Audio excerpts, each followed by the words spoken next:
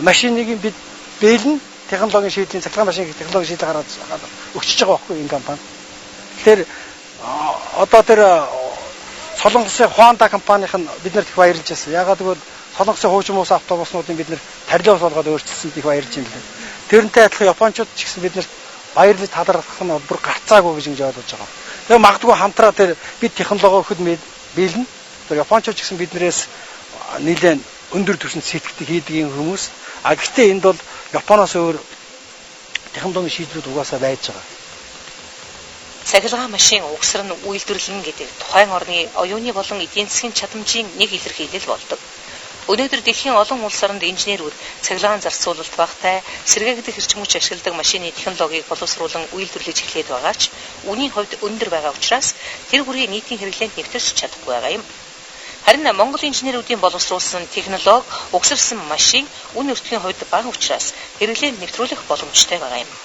Энэ машиныг угсрахын тулд инженерүүд маш олон төрлийн туршилт судалгаа хийсэн бөгөөд ашигт үеийн коэффициентийг дахин нэмэгдүүлэхийн зэрэгцээ хэд хэдэн асуудлыг шийдэх шаардлагатай байгаагаа ярьж байна. Эхний ээлжинд бид нар энийг хурдны хайрцаггүй тавьсан. Шууд мотороос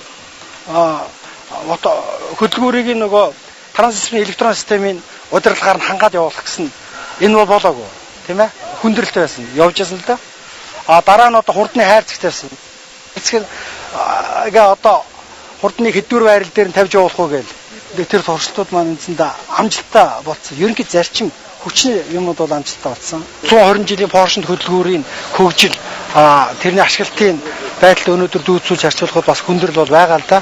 Тэгэхээр энэ дээр өнөөдөр яг туршилтын төвшөнд асуудлууд явж байна. Ер нь яванда энэ машин өөрөө механик дууны эргэлтээс механик энергийг цахилгаан энерги болгодог эквилийн генераторын системийг байрлуулах ийм ажлууд бас энэ дээр явагдана. За хоёрдугаарт бол энэ машин дээр хурдтгалыг сайжруулах асуудал байж байгаа. За хурдыг бол одоо 100 км/цаг хүргэх, явалтын алслалтыг бол нэг 200 км гэсэн дээр баталгаат хугацаанд нь хүрэх шаардлага бол зайлшгүй байж байна. Зөвхөн өнөөдрийн хувьд бол Солонгосын глобал фирмийн хүчлийн кальци аккумулятор тавигдсан байж байгаа. Ер нь бол литий аккумуляторууд, литий холимог аккумуляторууд бол дэлхийд Германд, Китад, Японд ингээ гарчихсан. Энэ аккумуляторуудыг энэ машин дээр байрлуулвал одоо ашиглалтын хурд нэмэгдэх технологийн нэлээд давуу талууд бий болох боломжтой байгаа. Одоо энэ дээр өвлийн улиралд халаалтын систем шийдэх ёстой. Халаалтын системийн цахилгаанаар шийдэх үү, аль эсвэл хий маягаар шийдэх үү гэдэг дээр бид нар ярьж байна. Хоёрдугаарт за тэр аккумулятортай холбоотой асуудлуудын шийднэ. За хурдны бүхэл байрлал. Одоо механик хоровтой машин бол автомат механик хоровтой машинд бол хурдны 5 байрал дээр явж байгаа шүү дээ, тийм ээ. Яг тэрнтэй адилхан цахилгаан машиныг хурдны бүхэл байрлалууд дээр нь явуулах энэ системийг бас өөрийн хугацаанд хийж туршина. За ингээд энэ туршилтын ажлууд яваад байвал нэг хүнээс тариачлахгүйгээр өөрсдийн технологи гаргаад авчна гэсэн үг шүү дээ. Тэгээд яг энэ технологиг очиод нэг хятад хүн, нэг япон хүн Италичсан бас хэлж өгдөггүй байхгүй юу? Манад ийм байна аав. Зөвхөн өнгө ашиглалтын заавар өгдөг. Цаад нь технологийн заавар өгдөг байхгүй юу? Тэгэхээр бид нар нэг хүнээс гоохгүйгээр технологийн заавруудаа гаргаад авчиж байна. Одоо энэ хөрс фундаментын дээр л цаашаа өргөжүүлж хөгжүүлэх дэмжих ёстой л гэж ингэж ойлгож байна. Технологийн асар хурдтай 900 амьдарч байгаа бидний хувьд технологийн удирдлага, техникийн бодлогыг төр засгийн төвшөнд зөв тодорхойлж ажиллах асуудал чухал юм. Хүний бүтээснийг хэрэгэлдэг бус хэрэглээг өөрсдөө бүтээдэг, бий болгодог улс орн хөгжих учраас өнөөгийн угсралтын төвшөнд явж байгаа энэ ажлыг Монголын инженерүүд болон бизнесийн байгууллагуудтай хамтран үйлдвэрлэлийн хэмжээнд хүргэх ёстой юм. Ер нь явандаа бол Солонгосын Accent, Excel загварын машинуудыг бүгдийг ийм болгож болно.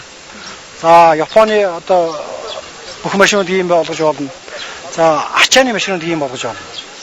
Одоо бага уурын дунд оврын ачааны машинууд байна шүү дээ. Хот дотор тээвэр хийдэг. Поортер маягийн тийм машинуудыг бас яг энэ системд оруулж болно. Тэ. Тэр нөх хүн том оврын машинуудыг оруулахаар ямар асуудал вэ? Одоо яг 10 тонноос дээш юм уу 5 тонноос дээш таацсан машинд бол хүнд. Тэр одоохондоо технологиор шийдэгдэх хэцүү байгаа. Зүгээр 1 тонн, 1.5 тонн, 3 тонн хүртэл асуудлыг шийдэх боломж бол байна гэдгийг бол би бас анзаараад байгаа. Цаглаан тээвэр компанийн инженерүүд хуримтлуулсан мэдлэг туршлагатай үндэслэн машин механизм, тоног төхөөрөмж угсран үйлдвэрлэх толгой компаниудыг бий болгож, түүгээрээ дамжуулан деталь, идан, хийцийн жижиг дунд үйлдвэрүүдийг байгуулвал жил бүр гадагшаа урсгах 3 тэрбум долларын урсгалыг эх орондоо үлдээх боломжтой юм а.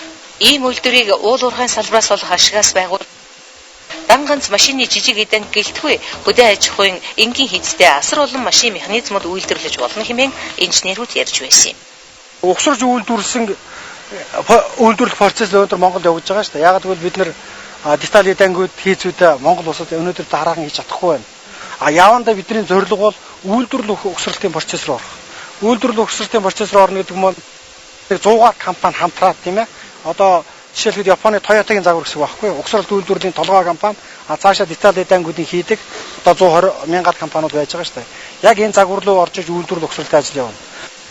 Монгол хүний оюуны чадамжинд тулгуурласан, Монгол орны нөхцөлд тохирсон хөрвөх чадвартай технологийн үйлдвэрүүдийг бий болгосноор олон мянган ажлын байр бий болж, Монгол хүн Монголдо ядуурл буурч улс орон хөгжнө.